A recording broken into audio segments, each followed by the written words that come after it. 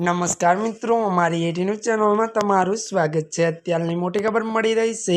पंजाबना फतेहगढ़ साहिब जिला में एक हृदयदायक मार्ग अकस्मात सर्जायो છે। आनंदपुर त्यारे साहिबाद दर्शन करी परत फरी रहेला सरदारने बस पलटी जता 6 लोकोना कमकमाटिया भर्या मौत निपज्या छे, ज्यारे 35 થી વધુ मुसाफरो इजाग्रस्त थया छे।